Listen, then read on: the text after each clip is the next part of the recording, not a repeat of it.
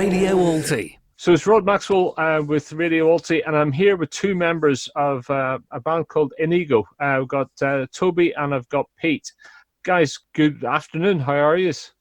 I'm all right. Thanks, Rod. Thanks for having us on. Thank you, Rod.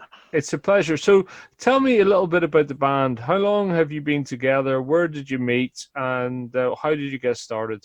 Me and Pete have been playing music together since we were in school. We released our first single about 9 years ago now.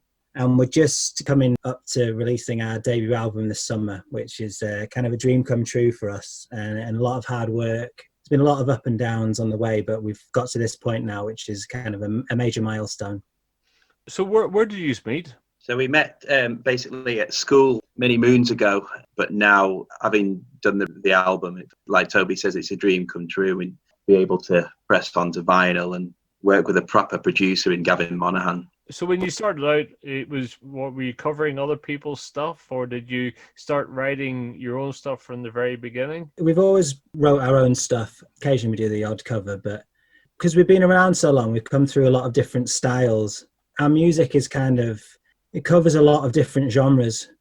So people have always had a problem placing us alongside other bands, like we're a little bit indie, but we're also a little bit rock. We're also a little bit dance, and we have elements of funk and, a lot of pop, big choruses and that type of thing. So a lot of musos always like to put things into boxes, and we've kind of always been a bit of enigma, or we found anyway throughout our career. So it's good to finally get to this point where we can make an album and we can kind of make a statement about our sound. And hopefully when people hear it, it's pretty unique. Do you not find that because there are so many more decades of previous history of music, you're talking nearly 50 years of popular music, if you want to call it that today there are just so many more genres. It is harder to put it into pop rock or, indie or whatever, because there's a lot more fusion across bands. Yeah, totally. And it's funny because when we first started off, people were very set on putting things within boxes. So if you sounded like this, you could only play with them. You listen to music these days and there's no genres. Everything's kind of merged together. It's not where we come from, really. And what sort of bands inspired you to begin with? So what were you listening to and what were you using as your inspiration, if you like? We kind of began really in the style of sort of garage rock. So we were listening to many different kind of rock bands, from Guns N' Roses to Alkaline Trio to Third Eye Blind to Oasis, to many different aspects of rock. Then we've kind of moved on quite a long way since then, haven't we, Toby? We kind of got to a point where we wanted to fuse kind of the Manchester side of things with kind of like West Coast American rock, like Fleetwood Mac, Foster the People, War on Drugs, and try and kind of meet in the middle. Well, look, this listen to one of those bands that inspired you, okay?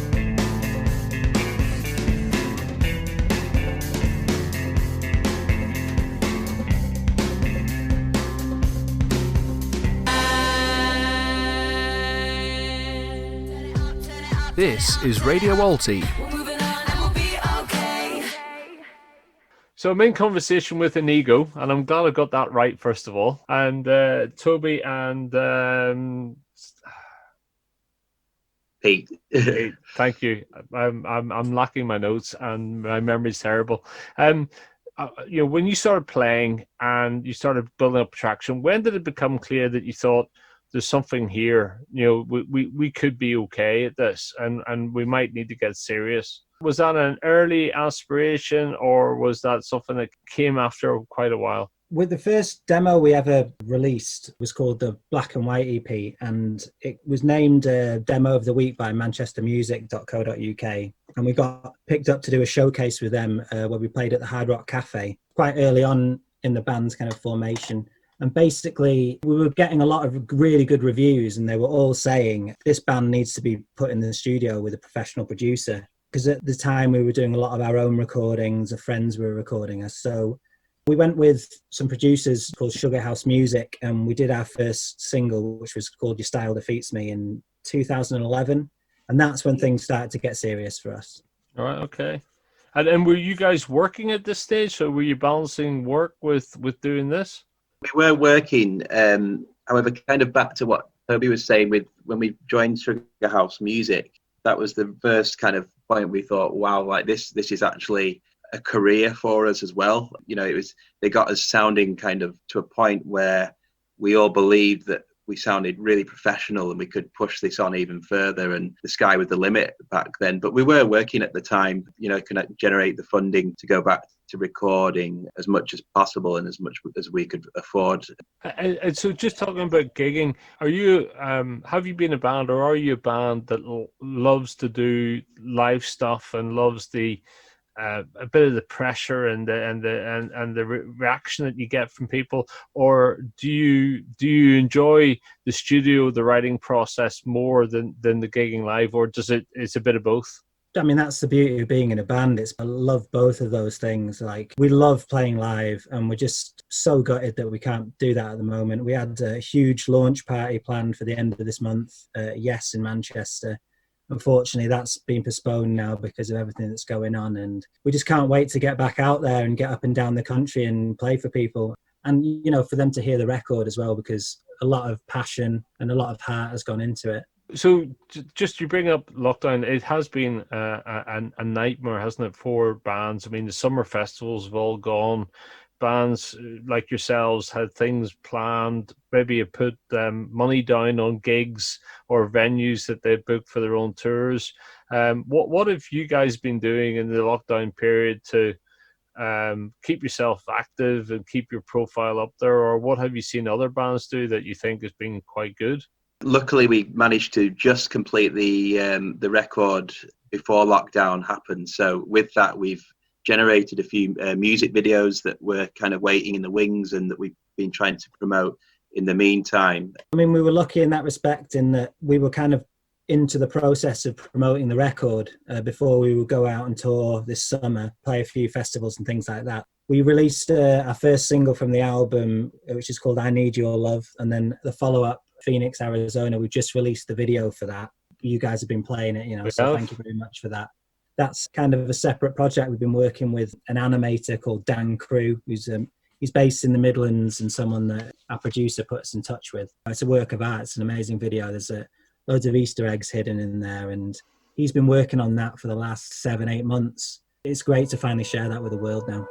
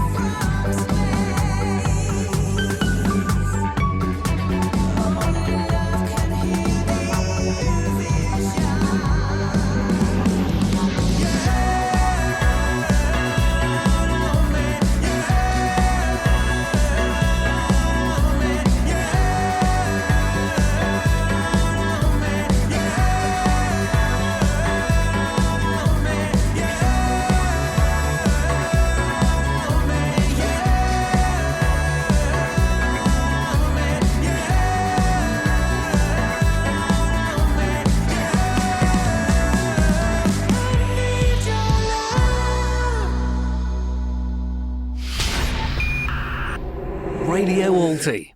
Let's talk about the album and the recording process. Where did you go to record that? And and actually before that, the writing process. Do you all write very collaboratively, or how does that work out?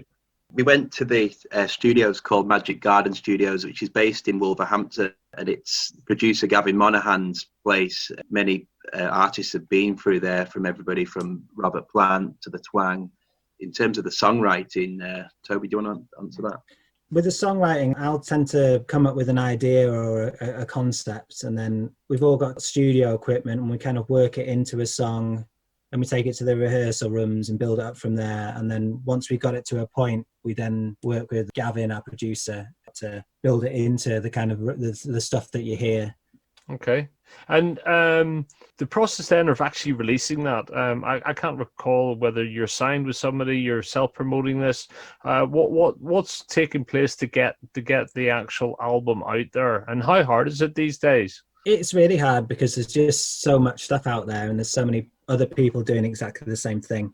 We were really, really lucky because we kind of got to a point last year where we released our first AA vinyl, and it got an amazing reception. It was sold out, and we said, why don't we go for an album? But we couldn't afford to fund it ourselves, so we ended up doing a Kickstarter, and the response that we got was just incredible. Basically, without it, we wouldn't be able to have made this record. Because of that, we were able to go in and record all these songs and really make a statement. We created our own label, Fight the Power Records, to release it and put it out there. But we had to do all the PR and all that side of it ourselves. That's the hard part, as you probably know, just getting people to listen to it. My theory on this is, in some ways, the bands have gone through that process and are having to manage a lot more of it themselves. They'll know a lot more about the industry, and they're not going to be quite as naive, perhaps, as bands back in the 80s and 90s who were good at writing, but signed away stuff, if you like. But it means you've got to take on more responsibility for the business and almost see yourself as a business. Is that the way you've looked at it? And do you distribute the jobs you have around promotion and around managing fan base and organizing tours? Is that something you organize across the band? Is that something you find easy? Yeah, we kind of split the roles between us quite equally. I mean, with the previous release we had, as Toby's saying, the AA side, we were lucky as well to get that into the HMV store in the Arndale Centre. And then along with that, we had a huge sort of record release show at Bimmy's in Manchester, which people came to in their droves, and everyone bought the record. And that kind of gave us the momentum to believe, well, we've done this with this 7-inch vinyl, we can do this for an album. And through that, we've all split the jobs quite well, and everyone's sort of passionately behind it, and we all believe in it, and that's the main thing.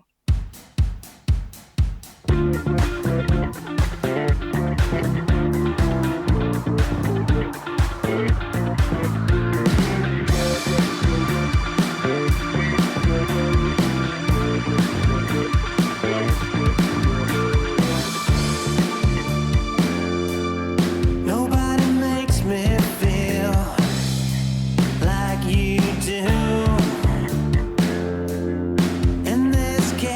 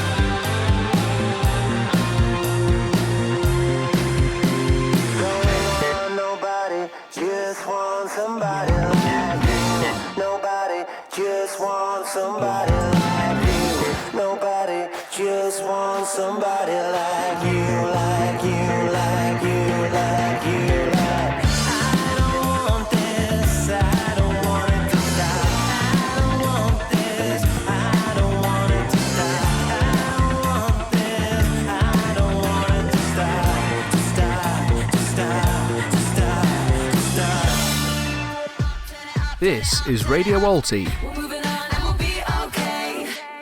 So just talking, you're talking about Jimmy's there, and it just made me think. What's your favourite venue? Could be anywhere you played, or specifically Manchester. And what have you liked about it? That's a good question. I love the Deaf Institute. I think that's a fantastic venue. Really good size. I used to really love the sound at Ruby Lounge. Obviously, like the classics, like Night and Day. We love playing there. We played there quite a few times. But Jimmy's was a great venue because it felt like there was a lot of people there when you got them all packed down to that basement room. The night Pete's talking about was one of the best gigs we've ever played. It was incredible. It was, for me, that's what live music's all about, when the crowd and the band become one. And it doesn't always happen, but that's essentially what you're always working towards. And that particular gig was an example of that. And when you're playing around the place, I mean, because you play right across the country, have you built up a fan base that you see them and that you've got a relationship with? Because I've seen bands in the area where you've got people who are very, very loyal and they like the big bands, but they really like to have a relationship with an up-and-coming band and feel like they've been part of that journey with you, to use that awful term. Is that sort of thing that you've discovered with your own crowds?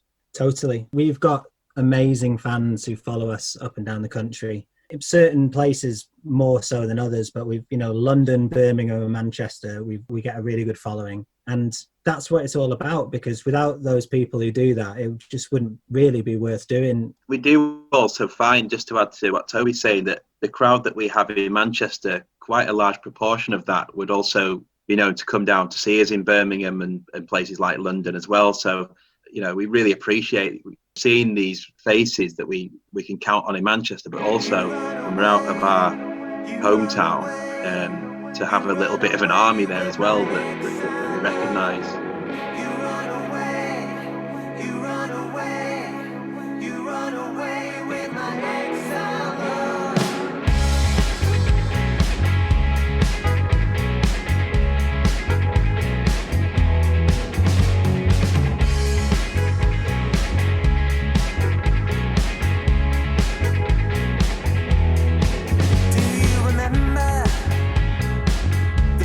Summer sun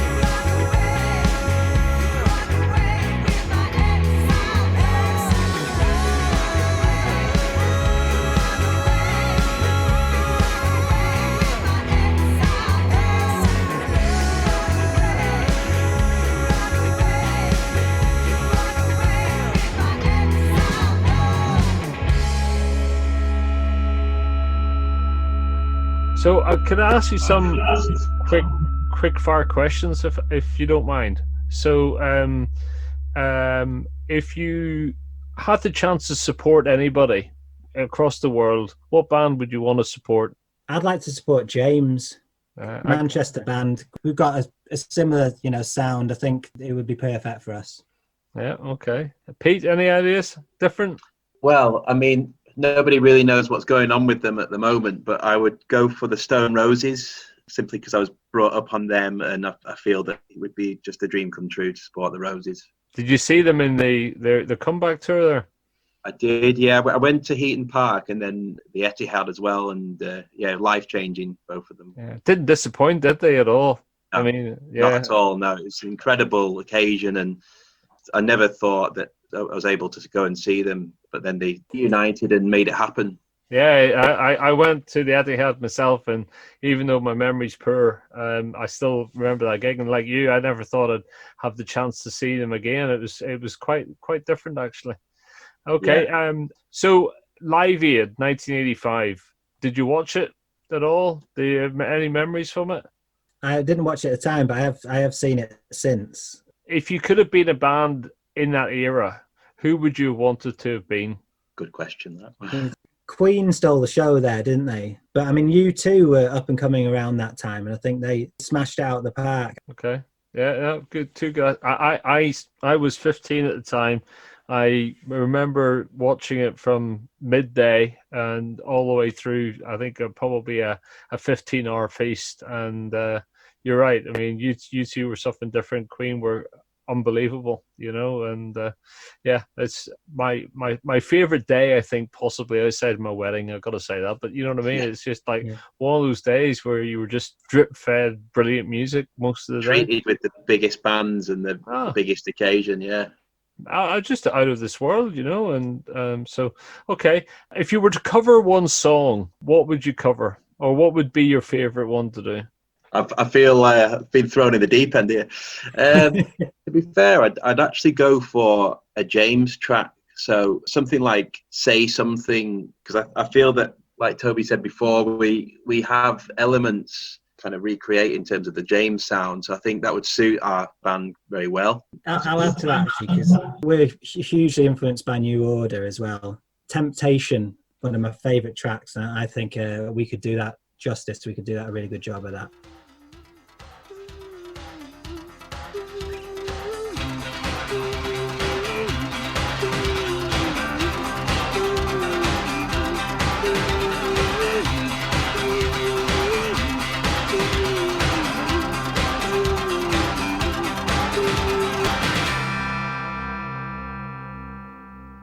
So coming back to your album launch, the single "I Need Your Love" is out now. When does the actual album get launched, or maybe it's already out? I'm behind the times. No, it's not out. We had to put everything a bit on hold because of the lockdown, the vinyl pressing and all that type of stuff. It affected it with a lot of the factories and stuff closed down. So we're hoping we'll be ready for the end of August.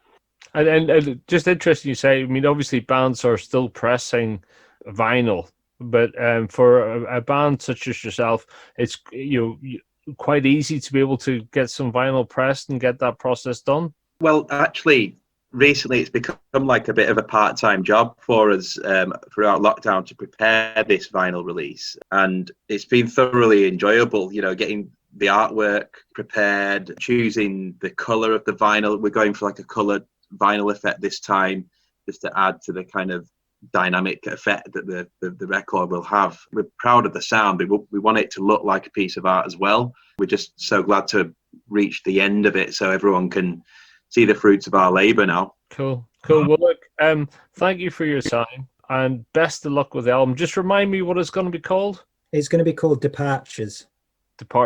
And is that a track from the album? It's a theme that's kind of running through the album. It kind of takes you on a journey, and it takes you kind of away from your life, and hopefully takes you to a better place when you listen to it. Brilliant. Well, look, Pete, Toby, thank you very much for your time, and I'm enjoying playing the tracks on the radio, and it's great to see a Manchester band or a Manchester-based band doing this stuff. So thanks very much indeed. Good luck. Cheers, with it. Thank you, Rod. Thank you.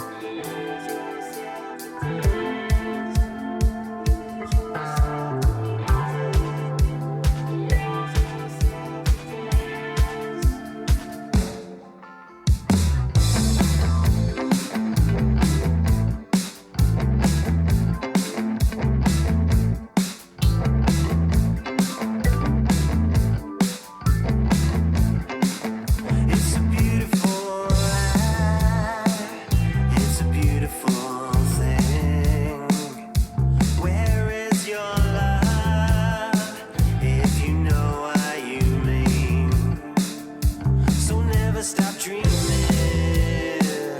If that's who you are, can you hear the white light calling from afar?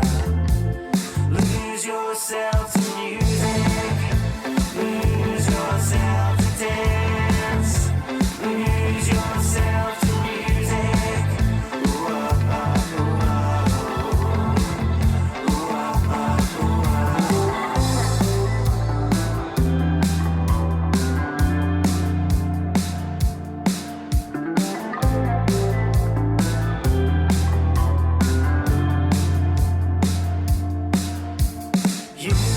you are the secret, you are the key. You're everything that you wanna be. So come up and shine all of the time inside your mind. It's all everybody wants. So come and lose yourself with me. You don't have to be alone. Oh, you don't have to be alone. Lose yourself to music, lose yourself to dance, lose yourself to music. Ooh, ah, ah, ooh, ah, ooh. Ooh, ah, ah, ooh, ah, ooh.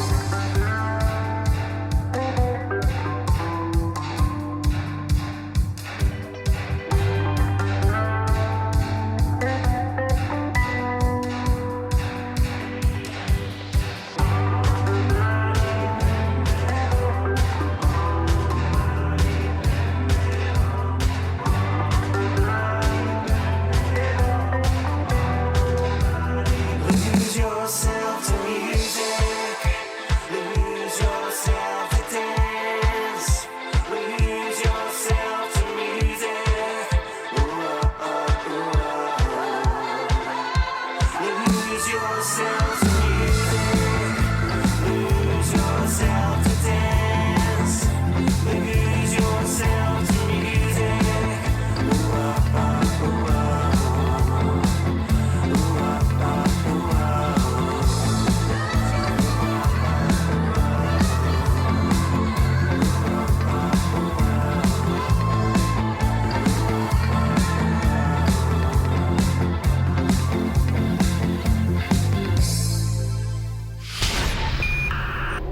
Radio Alti.